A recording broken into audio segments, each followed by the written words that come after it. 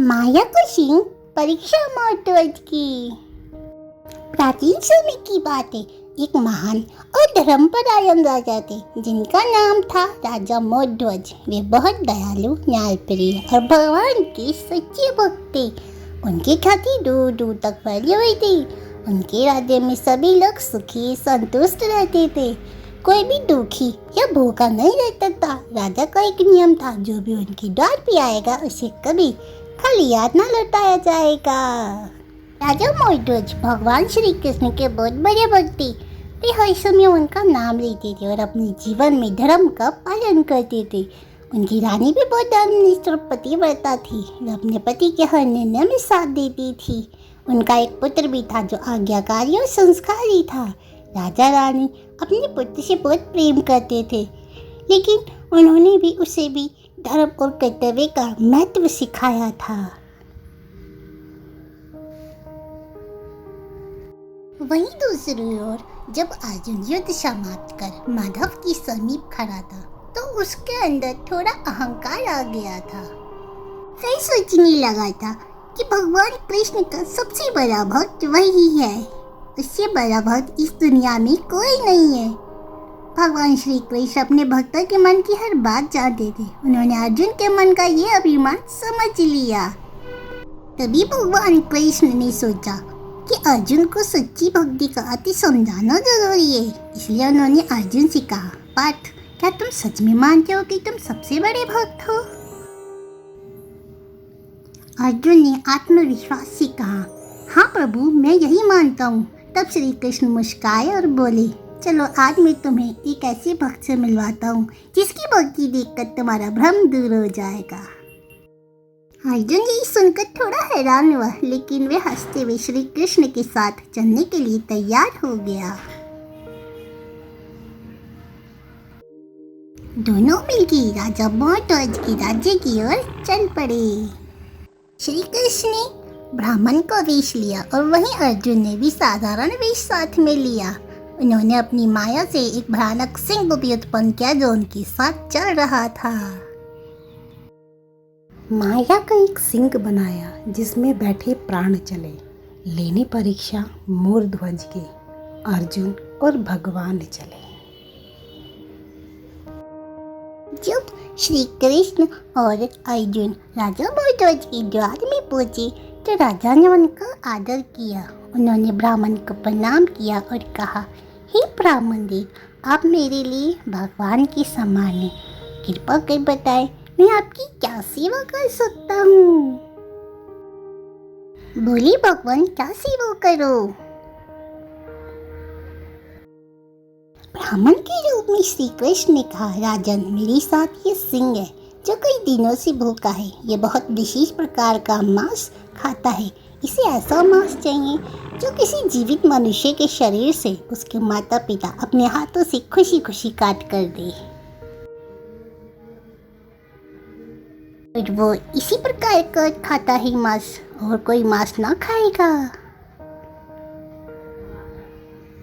राजा ने बिना सोचे कहा, हे ब्राह्मण देव, यदि आपकी सेवा के लिए इसको करना जरूरी है तो मैं अपना मांस देने को तैयार हूँ। लेकिन ब्राह्मण ने कहा, नहीं राजन, ये सिंह केवल आपके पुत्र का ही मांस खाएगा, और वह भी तब जब आप और आपकी रानी बिना किसी दुख के उसे अपने हाथों से काट के देंगे।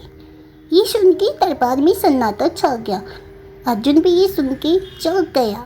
उसके में विचार आया कि कोई माता पिता अपने ही पुत्र का ऐसा बलिदान कैसे दे सकते हैं।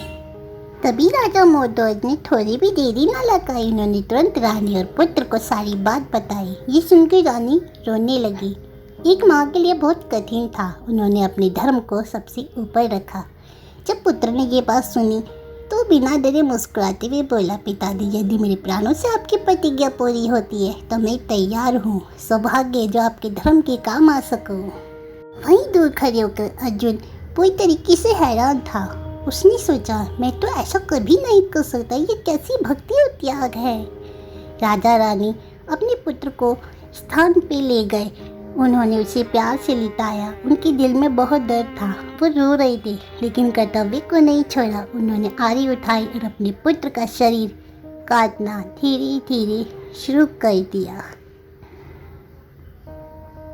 किंतु तभी ब्राह्मण के रूप में श्री कृष्ण ने कहा, राजन रुक जाइए, मेरा सिंह ऐसा मांस नहीं खाएगा जिसे दुखी मन से काटा गया हो।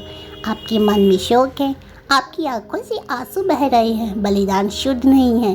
ये सुनकर राजा मोरध्वज और उनकी पत्नी दोनों हैरान हो गए और उन्होंने अपने आंसुओं को छुपा लिया मुस्कान के पीछे।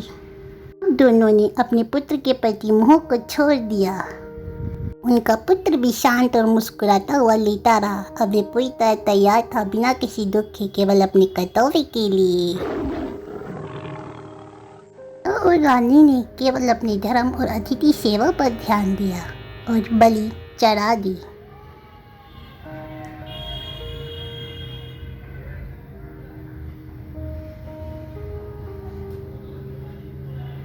वहीं दूसरी तरफ अर्जुन ये देखकर पूरी तरह स्तब्ध रह गया। उसका अभिमान टूट गया। उसे समझ आ गया कि सच्ची भक्ति क्या होती है।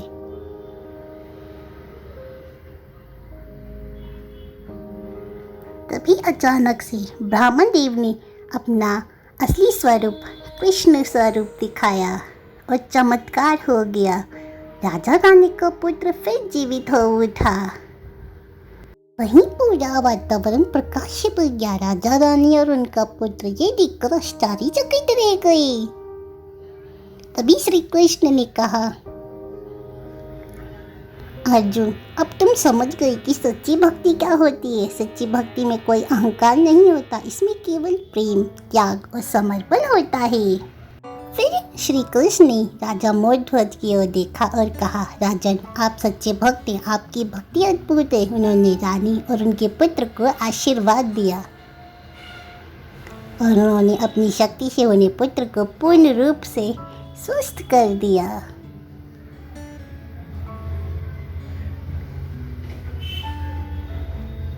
वहीं अर्जुन यही सब बातें सुनकर स्तब्ध रह गया। उसने श्री कृष्ण के चरणों में नतमस्तक करके अपनी भूल की क्षमा मांगी।